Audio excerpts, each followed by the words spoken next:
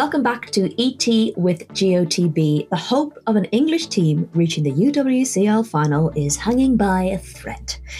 And West Ham take another point from the top four. Let's get into it. I'm Rachel. I'm Sophie. And this is Extra Time with Girls on the Ball.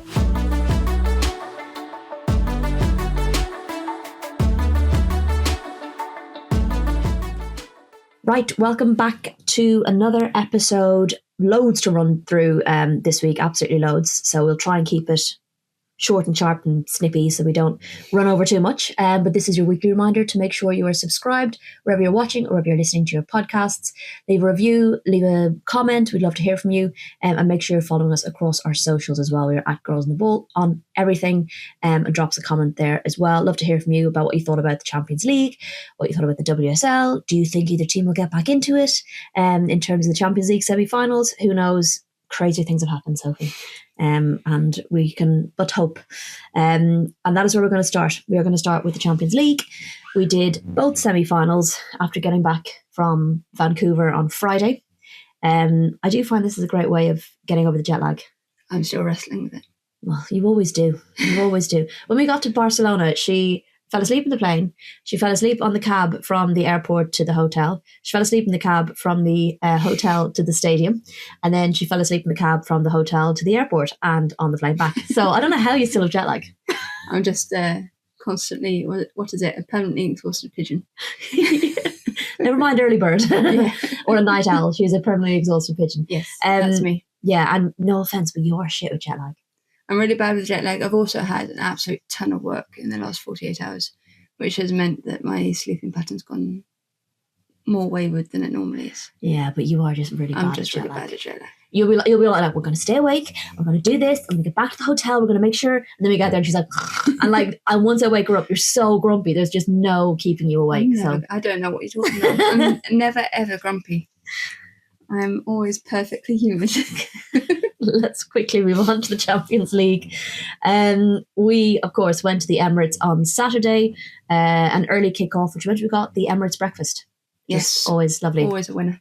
And it ended Arsenal 1, Lyon 2, Diani, De Mornay and Caldente with the goals. A game of two halves, perhaps. I think Arsenal, they'd had a midweek game, which we'll get on to, and I thought that midweek game was kind of exactly what they needed for this game in terms of finishing, but it wasn't really the case. And they were just a bit asleep first half. I think they were nervous. I honestly do. I think that, yes, it was at home and they're used to playing in front of those crowds now. But there's always an expectation when you have the first leg at home that you have to do something with it and you can't lose the game or you can't lose it too badly anyway. And that is kind of, the expectation on you is to get kind of a foot ahead in that tie. And we know that that turns around in the second leg, like more often than not, you can turn it around. But I think there was pressure there. And also they were just, you could tell that Lyon were the more experienced team. They've been at this stage so many times before. They're 8 times champions. They know what to do. And that kind of knowledge and passes down from manager to player and all across the club. So I think that's where they started from. Renee Slegers said after the game that they hadn't faced like a front three of the quality of Lyon's front three, or of the pace, I guess. And they were just a bit caught in two minds about what to do about that, I think, in the first half. I think there is a real thing to be said for Arsenal this season in how they come back from setbacks. And they've developed that side of them where they can come out after half-time and try and figure out a way. And they were the better team in the second half. And you only have to look at the stats to see how they dominated in a lot of the attacking areas. Most of the attacking areas. More chances. I know that they had the same on target as Lyon, but they created more chances. They missed some absolute sitters. They had more progressive passes. They had more touches in the opponent's box. Statistically, they were playing pretty well. Their XG was higher than Lyon's as well. So I think from that point of view, they can be pleased with the performance. They were not played off the park as much as some people like to tell us they were. They weren't. They were very much in the tie, and they just needed to be better in those key moments, or more clinical in those key moments when they came. You know, when you think about the Beth Mead header that went over the bar, when Alessia Russo hit the post in the first half, when her shot got cleared off the line. Frida Mornham missed 2 absolute sitters. Caitlin Ford, one-on-one with the keeper. Those are the chances you have to be taking. And I guess that's a positive for me when I'm looking at next leg, is Right. that they've managed to do that. They know that they can create against this Lyon side. They know they have to be better on the ball at points and not produce a first half like the last time. This is the thing, though. You're at this stage of the competition now where almost nothing less than a perfect or a 8, 9, 10 out of 10 performance will do. And I think they didn't have that in the first half. Yeah, I do believe them. They've given themselves a bit of a chance. That was my next question. Do you think they can do it? I think they can. I think that the fact that they've been to Lyon before, and I know this was a couple of seasons ago, but they went and they won heavily before. And that's not to say that's going to happen again at all.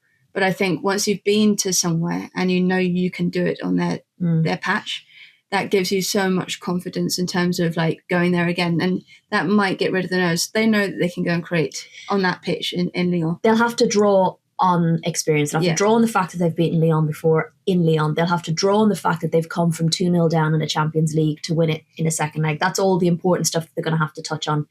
I feel like if that had been the away leg result and they were coming back with that, I feel like it would just give them that little bit of an extra edge. But, I feel like they're more in the tie than Chelsea are. They have to score one goal and they're very, very much within range of it. And they would have to do that anyway, even if it was a draw. I know that's a bit silly to say, but, it's not unfeasible for that to happen. For them to go and score in the first half, even early second half, give themselves a chance to get themselves back in the game. You never know what can happen. That's not to say that Lyon aren't. I was going to say, the difficult thing is they are a very, very, very good side, and they are the only team left unbeaten in the competition this season. But I do think they have opportunities, and I do think that Renée Seleges has shown that she can learn very, very quickly. I think often we forget that she is such a brand new coach. She came into the job in the interim role, having been assistant. This is a very, very new being for her. She is learning as she goes, very, very much so, and learning how to deal with situations and deal with top-class teams and working at the tactics side. And, I think she's held her own pretty much. Yes, there are things to improve. There are personnel to improve, I think, over the summer. But I don't think she's doing particularly badly given where she's come from to where she is now. Sure. And I think when you look at the games against Bayern Munich at home, when you look at that Real Madrid game at home, come close to Chelsea at points when they played. I know they lost a game, but when they played them, they were pretty even. I do think there's something there to be built on, and it might not turn out that it's this season that this success in the Champions League happens, but I think there are so many positive signs going forward about what this football club can achieve. Right. All of that very knowledgeable, very backed up with data and reasoning, and we'll still be cold biased. But we've got to be positive. We are media covering the game in England, and we really want an English team in the Champions League final. But again, backing it up with the stats and the info. Speaking of managers and experience, very different experienced manager in Sonia Bonpastor and Chelsea and the Champions League. Barcelona 4, Chelsea 1. It was the triple Ps, Payeur, Paredes and Pina ×2 with the goals, and Baltimore getting the goal for Chelsea. Not very unexpected. An unexpected result in terms of how much Barcelona beat them by in the first leg.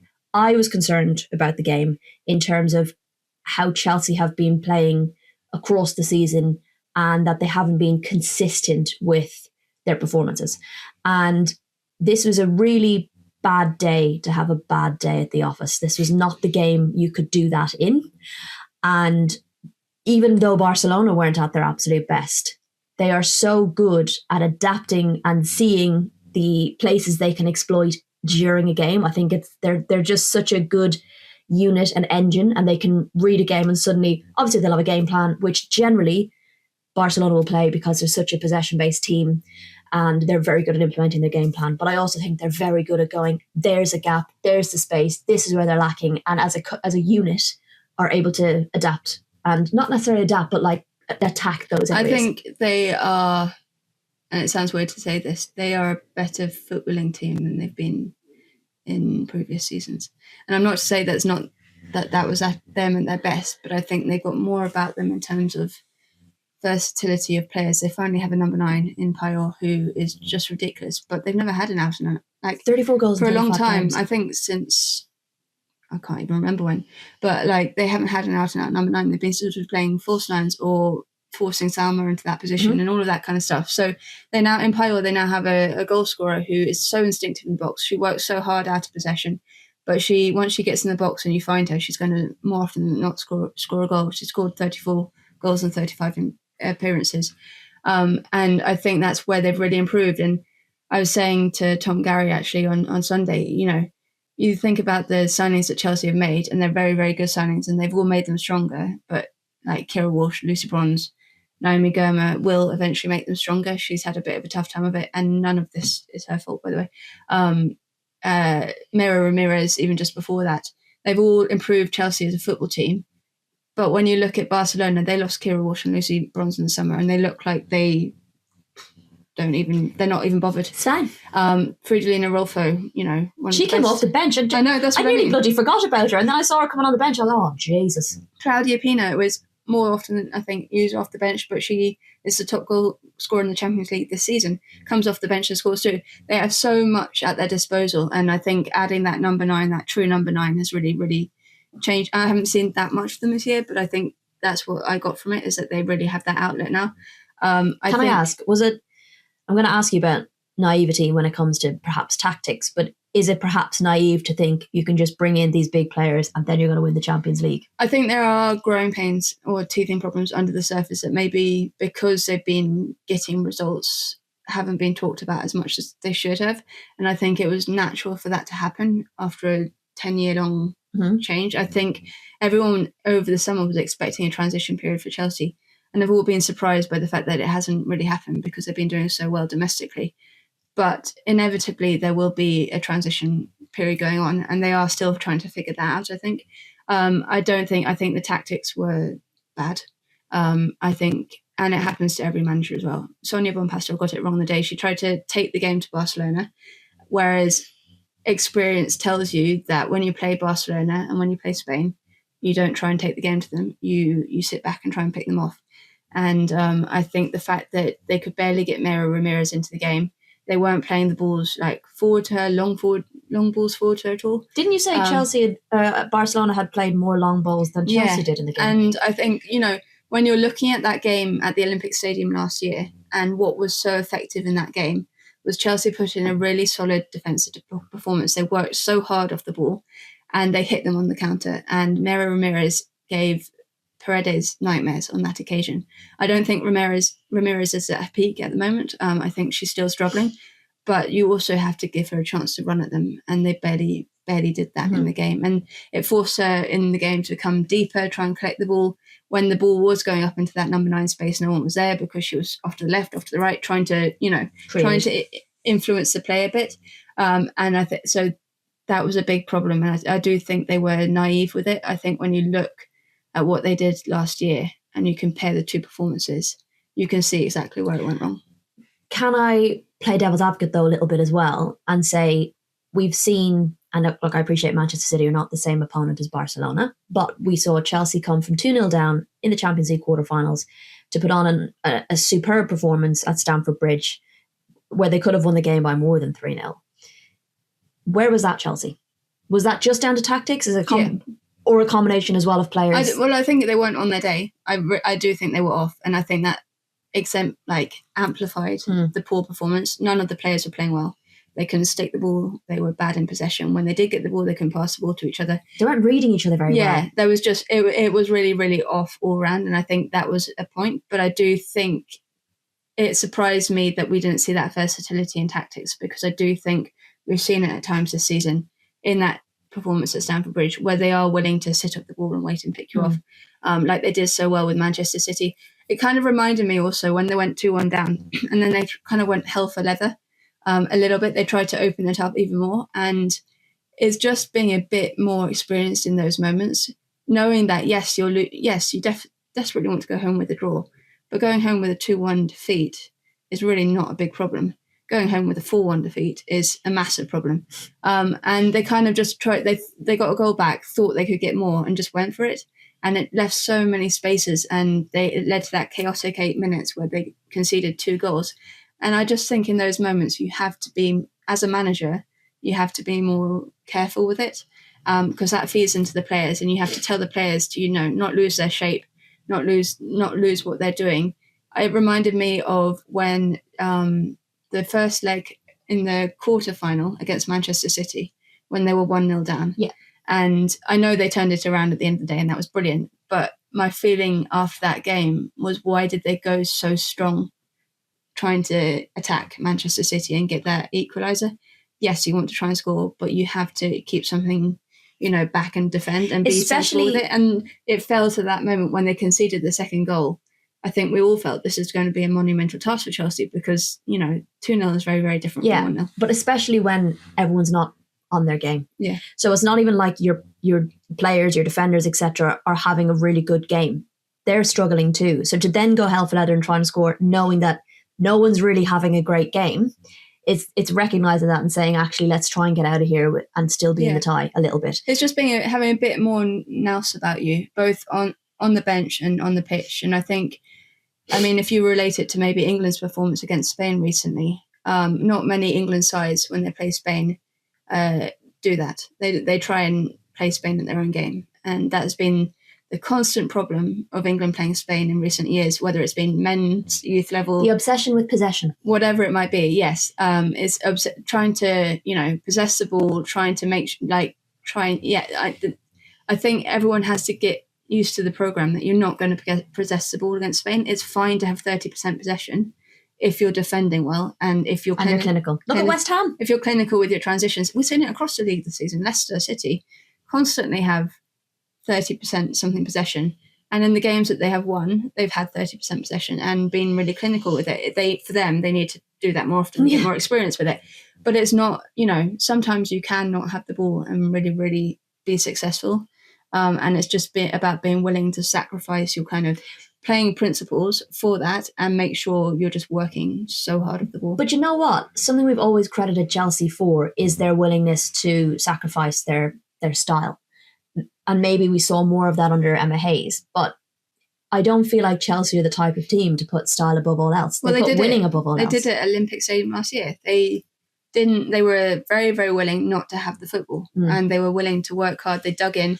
They got the result. And I still believe, I really do, that if they'd had Mira Ramirez in that second leg, could have been a different story. They would have gone to the final. I honestly believe that. But this year, they look just a bit step away from that. And I think that's probably learning as a coach and learning as players under a new coach how to kind of have that adaptability and versatility once again. It does change when a new figurehead comes in. But when you're playing against arguably the best team in the world at the moment, you need to be able to sacrifice. You need to recognise you're going to have to dig in. It's going to be gritty. It's not going to be pretty. Thing. I think there's always like this negativity attached to not playing with the ball. It's not negative. If you get results by not playing with the ball, then go for it. It's a way of playing. It's a style of football. People criticise Chelsea men when they parked the bus against Barcelona, but they won the Champions League, so does it matter? Exactly. It's a tactic. And when you ask Chelsea fans about that night, all you remember is Fernando Torres running down. Exactly. Yeah. And that's like one of the best memories as a Chelsea fan that you have had in recent memory. Yeah. Is that moment. You don't remember the fact that they didn't have the ball for 90 of the games.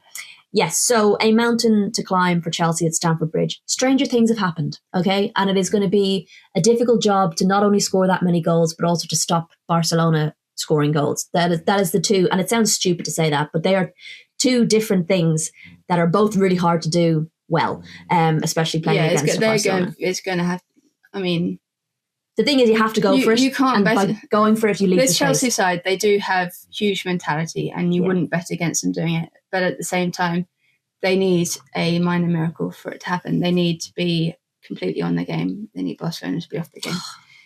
There's no Pope to pray to. We can touch wood, and really hope that they can produce, a kind of performance for the ages. But as it stands, it's a really, really tough task to do. As it stands, it's probably going to be a Barcelona-Lyon final again. I don't. I'm going to also just reference, before people come at us in the comments, the refs weren't great for either game. No, they were. Which was a real shame. The standard of refereeing across the two ties was really poor for both teams.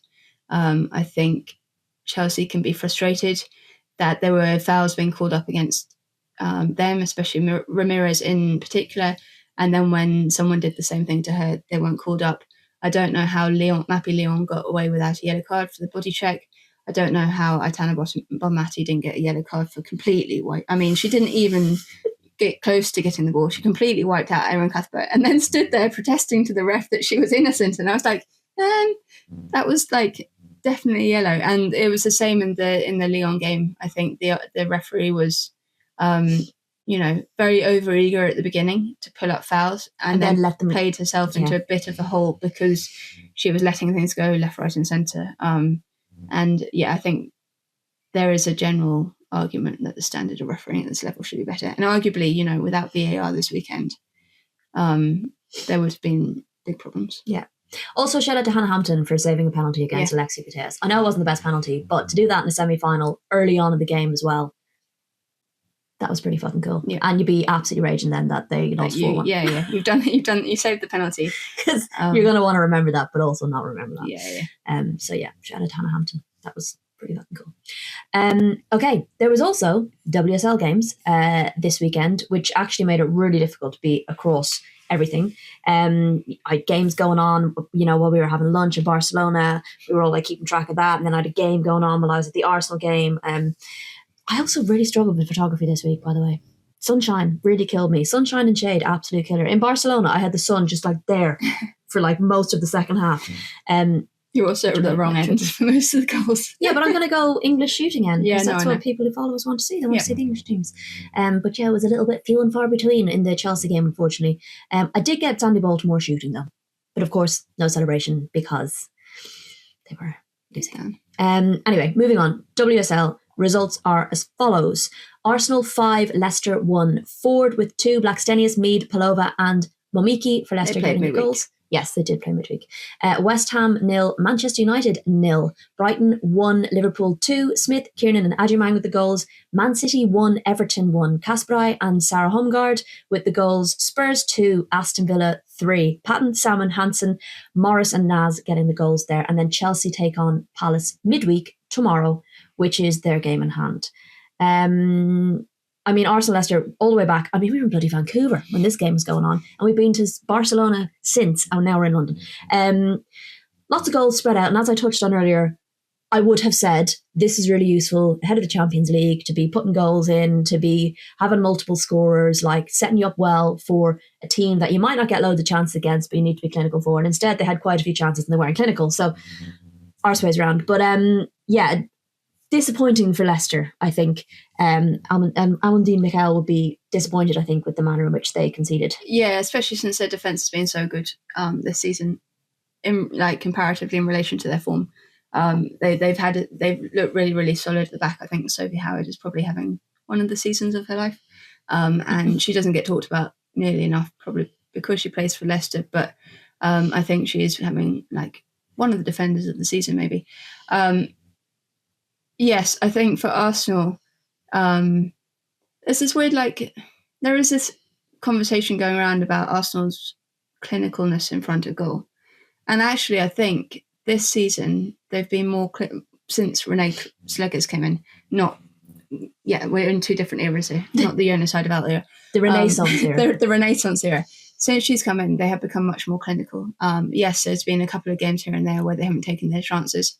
But when you look at the goals that they've scored, the fact that, they've scored 4 more at home in the WSL for 7 games straight is, it's an insane goal scoring rate.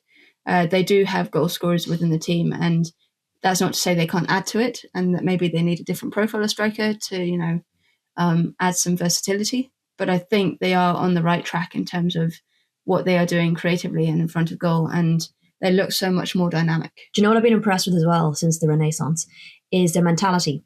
So more often than not now, when things aren't going their way, they find a way around it. And I think, the 2-0 down to Real Madrid was a really difficult game, but they knew they had a second leg. And they played the first half and scored no goals, and you're thinking, how are they going to do this? So there's a bit more about them mentality-wise when they go behind or when they're struggling and need to find something, which in the past is an area they've struggled in. I think the main problem is squad depth at the moment, and I do think they need to add bodies over the summer of different profiles to just add a bit more of a dimension to them. I think they've got the foundation. The foundation's really well, they're there. And when you think about the future, yes, there's an over-reliance at times on Kim Little, and she's not going to be there forever. And I think the future of this team is Pullover and Cara Cross. But there's a plan there. I think there is a spine there in place for a foundation for the future. And you're just adding bits and pieces to it to make it even better. And that's what the best teams do. You have to do that. We talked about Barcelona earlier. Yeah. Adding pile. Over time. And that's not saying Arsenal on the level of Barcelona, but it's just the pieces of we the know puzzle what you're get saying. added. I think now. in this game they did their job. They got the job done. It was an annoying midweek fixture that they had to get out of the way. Sometimes after an international break, that can be troublesome, especially when you were without Alessia Russo and Chloe Kelly, two players who have been so key to them. So I do think they just got the job done. They did it well, and they'll move on to the next one. They now need one more point to get Champions League football. Okay. So. I think what they do need to work on, I know I touched on the positivity and the shift in their mentality, but it's actually being consistent with that, because sometimes you look at that Liverpool game and maybe that Lyon game, is they sometimes revert back to there have been blips. When they're struggling, they go back to cross it in. But I think, like we said, with like Chelsea and the blips, kind of with a changing manager, is expected. There are going to be times you revert to your old selves, and the default is the negative side of the things that you've been doing so well to get rid of. But because you're under stress, that's what comes to the fore. Yeah, I do think that's probably part of it. Okay, moving on to West Ham versus Manchester United. The Hammers nick another point off a top four side. They've taken a point off Chelsea, a point off United and City, plus they came very close against Arsenal, being 3-1 up at one point and ultimately losing 4-3. I'm feeling very vindicated, because I've been saying that I've been impressed with what West Ham have been building, that it's going to take time. Rhian Skinner's spoken about not having long enough contracts with players, so it always felt a bit like a revolving door, which makes it difficult for managers to actually bleed in any kind of style and approach and relationship building and everything else. So feels like it's coming together. Shakira Martinez has been that missing piece for them. Again, not saying they're the same as Barcelona, but when you find that one thing, sometimes everything else just kind of slots into place once you get that one missing piece. So they've been doing well. I think having taken the points off the top teams, it just makes them more confident when they play another top team that they can defend, that they don't need to panic. And there's still bodies on the line, don't get me wrong. United had opportunities. They had 17 shots, only 5 on target, but they did enough to win the game. And there were bodies on the line moments, but it's less panicky defending where they do silly things. There's a real confidence about West Ham at the moment. I mean, mathematically, they can still finish 5th. Yeah. And that is ridiculous considering where we were maybe in January, what we were thinking about in terms of where they were in the table. So it's been a real positive run, I think, for Rhian Skinner, building something very key at the club. And I'm so interested to see how they take that into next year, because she has been working hard to try and make contracts longer for players, to try and keep hold of players so that she can build around them rather than losing them every season. So it's going to be an interesting summer to see what happens and see how that can, build into the next season, because they can get 5th place finished this season. Well, brilliant, but it's all about next year. And then everyone's expectations will go up here, and then they'll expect there or better next season because they never learn. Maybe this season is West Ham's turn. Tough run though now for United. Getting that draw will have been frustrating for them, but they still are quite a distance away from Manchester City in 4th place. I think for me they're favourites for 3rd, but I think they've just dealt their chances for 2nd. Yes, because I think they probably have the toughest run-in of anybody. They've got Arsenal, City and Chelsea in the final 3 games. So that's not ideal. And they've got an FA Cup final to prepare for as well. So quite a lot going on for them. So that'll be annoying for them, but I think they'll probably be pretty confident that they'll still make Champions League. I would think they'd get that third spot.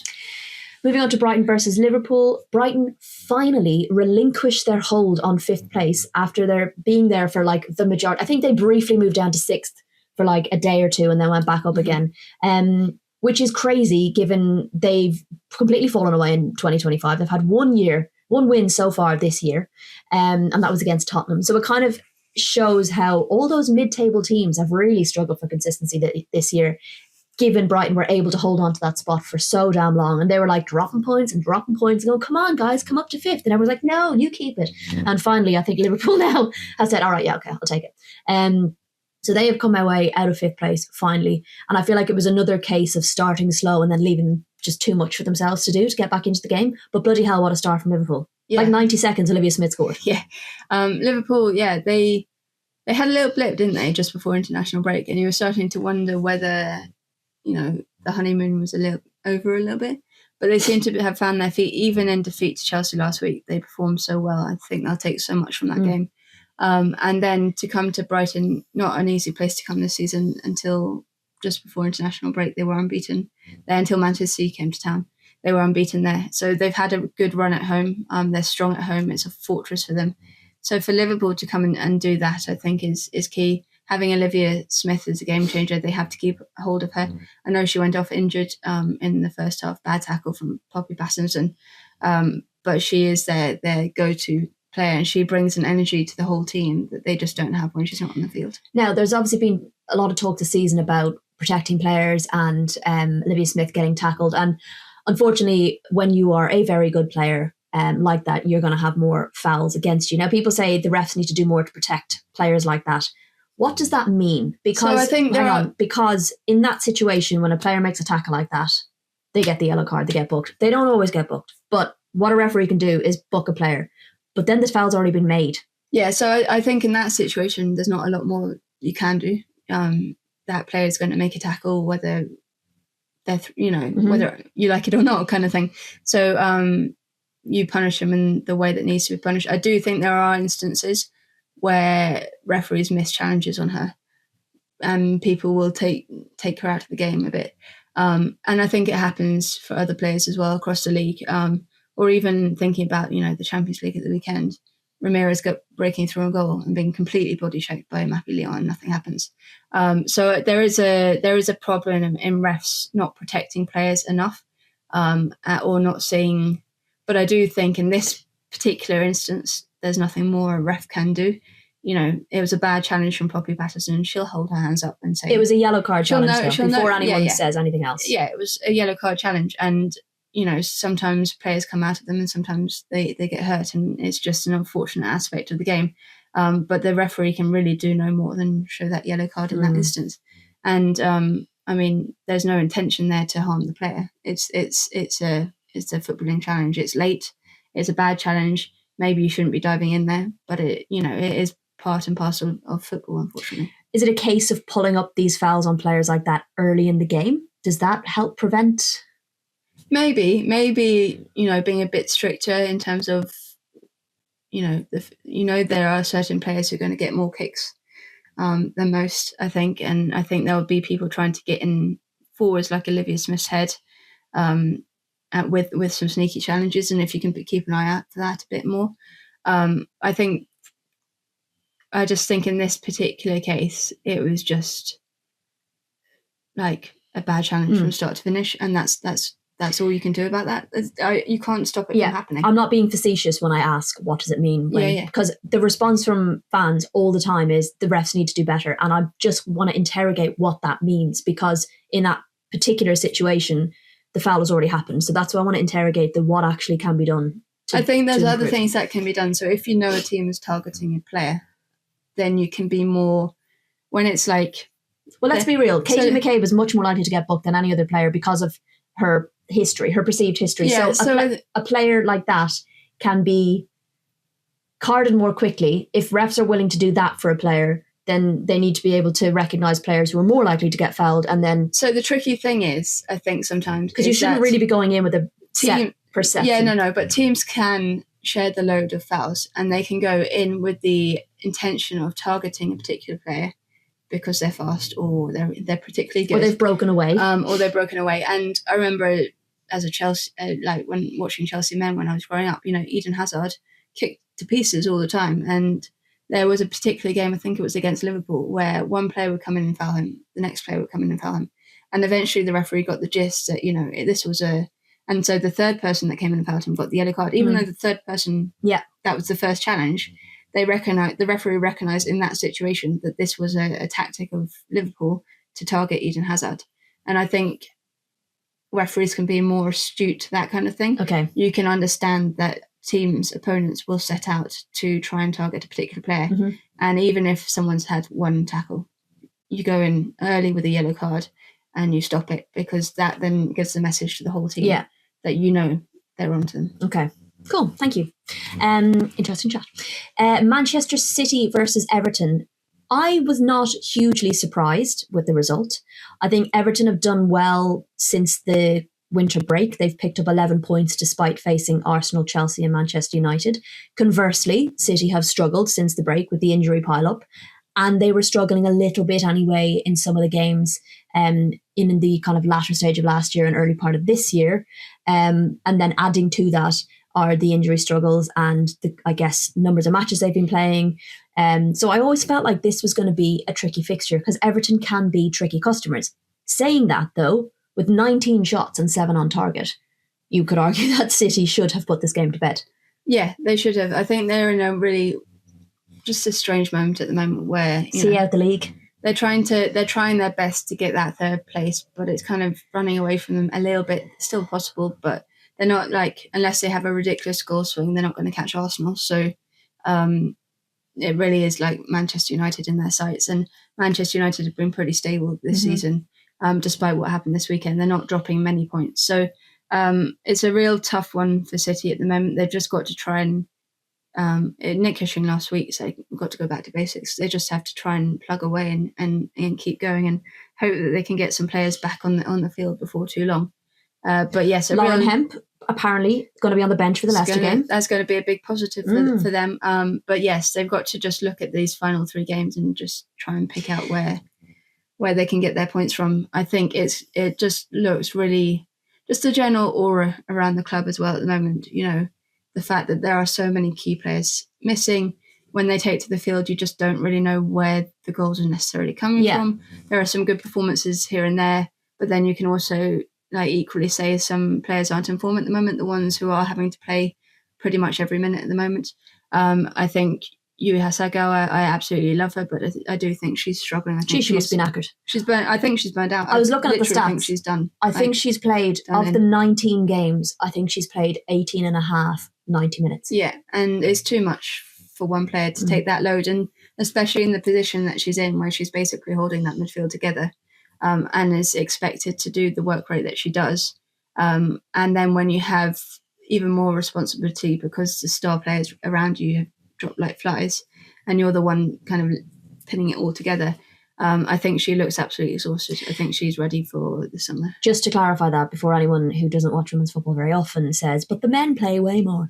The women's loading has increased quite dramatically in a short space of time, so it takes their bodies longer to get used to playing. And the squad sizes aren't big enough. Exactly. So someone like Manchester City should have a bigger squad.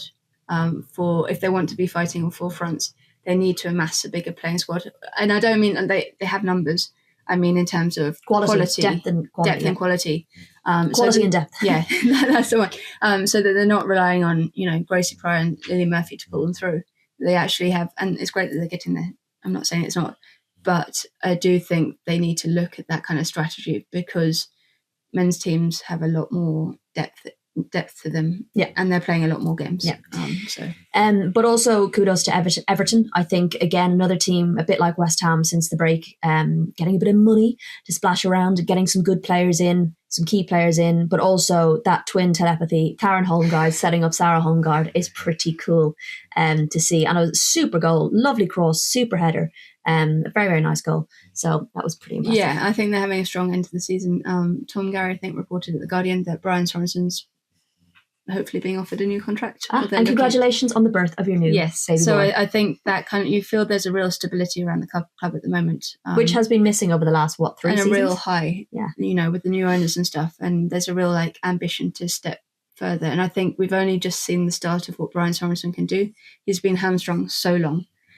So I think next season we'll see them go out and maybe really see what his Everton team can properly achieve. With another team that could finish 5th. Yeah. It's 4 teams that could technically finish 5th. Okay, finally, Spurs versus Aston Villa. Aston Villa nicking it at the death once again. They love an injury time winner. Killer for Spurs, who are struggling this season, but have gotten back into the game. They were 2-0 down, got back into the game. And then Bethany England as well is back from injury, which may help with their final fixtures, but it wasn't to be. Kirsty Hansen coming off the bench and scoring in the 91st minute, I think. For Spurs, they have Liverpool, Chelsea and Everton left. They have Bethany England back, which I think will be key. I think the saving grace is that the mid-table is relatively close. There's 8 points between 5th and 11th. Yeah. And they're in 9th. They're on 20 points. And Liverpool, they're in 18 points, and Liverpool are on 24. So it is, it could all look quite different by the end. Yeah, I think it's been a real learning season for Spurs in many different ways. I think Robert's probably learnt a lot about himself as a manager.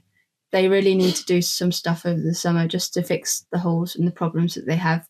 They didn't replace Grace Clinton and Celine Bizet with players who were up to the level yet. Mm-hmm. And that's not to say that someone like Olivia Holt won't eventually be up to the level, but she came in January, and it does always take players 6 months to adjust to the league. So I think there's some work to do behind the scenes in terms of recruitment, in terms of really having an idea what they want to do as a football team going forward.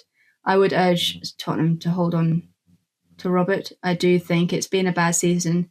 I can understand frustrations. I can understand why fans are frustrated, and because they're not performing, that automatically goes onto the coach. But I think he showed enough last year to warrant giving him a bit of time and space to try and push on next year. And we always know that when you do really well one year, for whatever reason, you do poorly the next year. I think everyone's learning so much about themselves as players, and everything's so young. Yes. That you need a bit of time and a bit of patience to go with it. Improve your defence. Bethany England is your starting number 9. That's kind of... and it is really cruel. It's key moments for these teams. And it happens to all of these teams that we've just talked about. The mentality switch, the concentration switches off in those final moments of games. And it's a pattern that happens where they concede in the final minutes, having done so well to get back into the game. And that is the psychological side of the game. I don't think is explored nearly enough. Yeah, but Tottenham could still finish 5th, technically. And then Aston Villa, I guess, just playing with a little bit more freedom now that they've put that space between them and Crystal Palace, and that scary, relegation monster is not hanging on their shoulder. Yeah, Palace play Chelsea this week, and you have to think Chelsea will win that game. So they've got a proper cushion now, I think, and they can actually go and start enjoying playing their football. Yeah, and Natalia can actually try and play her style of football and not sack everything off just to bloody get the points. Do you know that kind of way? So it could be interesting. Anyway, the table now looks like this. Chelsea are on top on 48 points, but with 18 games played. Arsenal are on second on 45 points with 19 games. United are on third on 43 points, and City are back in fourth on 36 points. So Champions League qualification looking even more unlikely now. United opened the door for City with their draw, and the Blues just didn't take their chance. Down the bottom, as we said, Palace look to be done and dusted. They're still on 9 points, while Villa's win has put more than a game between them. They're on the same points as Leicester, 16 points, but with a 1 goal inferior goal difference. And I would say they could finish 5th, but I think that might be a bit too far. So yes, let's just quickly, maybe rather than going through player of the week, given we were doing a bit of Champions League and we were kind of looking back on some of the games, let's give our standout moment of the week. And I think, to caveat, it was the same as mine on up front, but it deserves to be yes. I will also give a player of the week.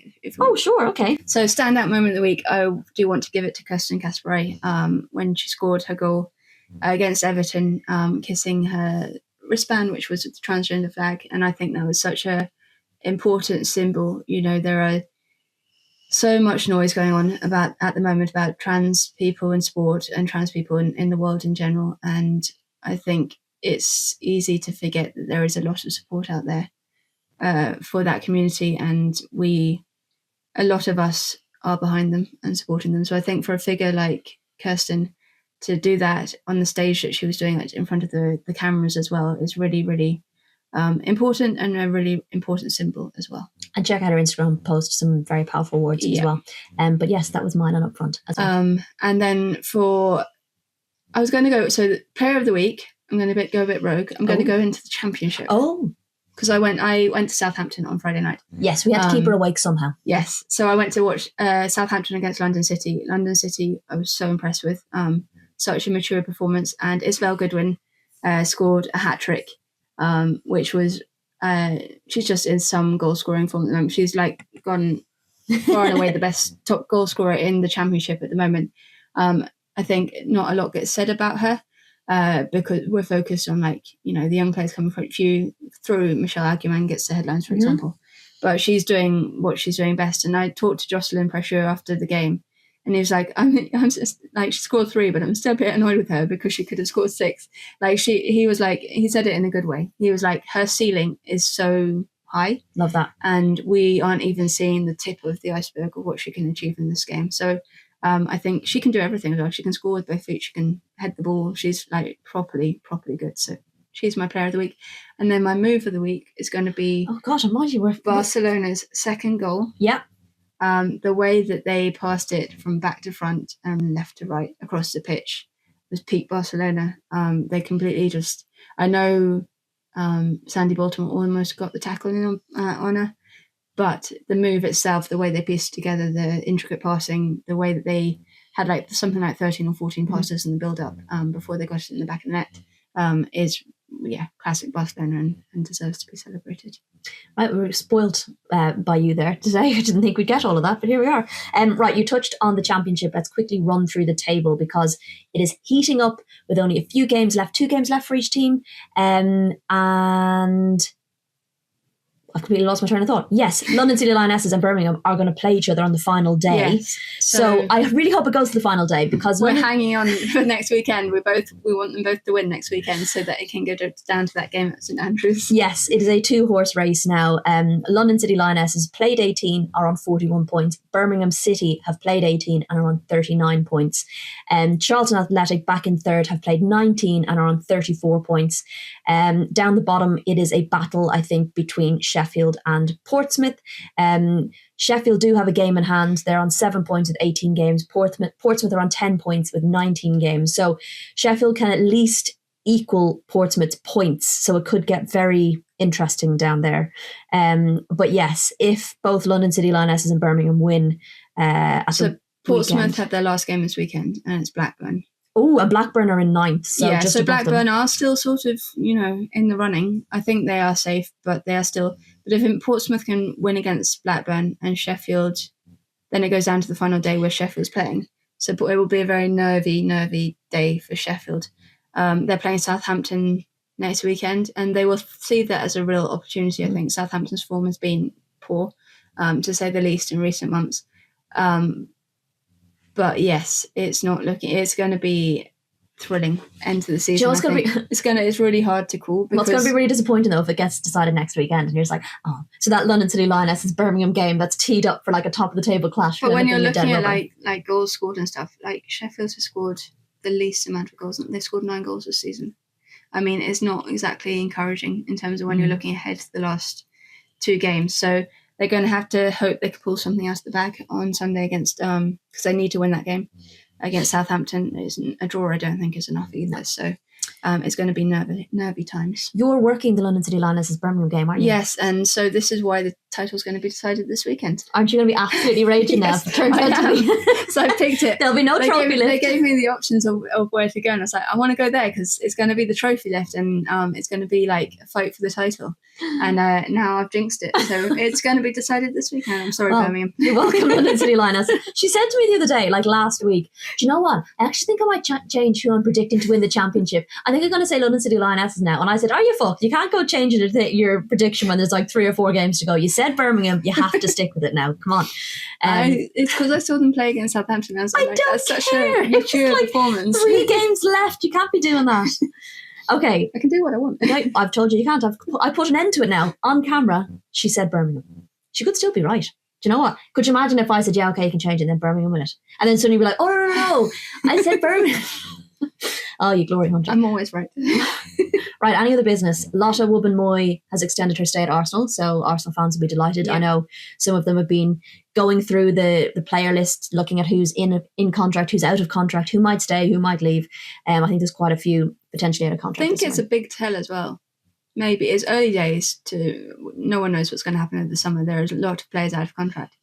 But I think for Lotte, yes, she's Arsenal through and through, but I think the fact that she's chosen to stay just shows that there is quite a good feeling around the playing squad at the club at the moment in terms of working under Renee and stuff like that. I do think there is a genuine enjoyment in terms of that kind of setup at the moment. So it's going to be interesting what they do behind the scenes. They do have to step up a bit, I think, but in terms of that as a signal, it's quite a good one. You will be doing Chelsea versus Palace tomorrow. So will Chelsea come out raging and wanting to get a win under their belt, an important win under their belt ahead of their game at Stamford Bridge? You know, I think scoring a lot of goals would be very helpful for Chelsea if they can do that. To just sometimes think you don't want to score too many. You don't want to use like Arsenal did against Leicester. Yeah, you don't want to use up your goal allowance. Like 2-0, it's fine. I sometimes think when you've scored like 5 or 6 goals, I'm like, it's not looking good for the next game. Okay, right, well, I'll take that back then. We are then both at Lyon because we got the work at that game, which is funny, isn't it? Like the game in England didn't get work for. The game not in England got work for. So. But now it means a lot more. Well, it doesn't mean a lot more. There could be the massive comeback. But I think when you're looking at the possibility of teams going through, Arsenal have a higher probability at the moment. My point is the reason we picked Lyon was because that's where the work was. Yeah. We'll probably be trying to make one of Chelsea or Arsenal's catch-up games next week, midweek. They're playing Manchester United and Aston Villa, respectively. We missed our live this week. Sorry. Due to the way fixtures fell and travelling because we were all over the place. But we will definitely do one on Saturday. Because I'm sure there's going to be loads for us to chat about. But otherwise, that's it from us. We'll be back again with a pod early next week. And enjoy the footy during the week, at the weekend, and we'll chat to you again very soon.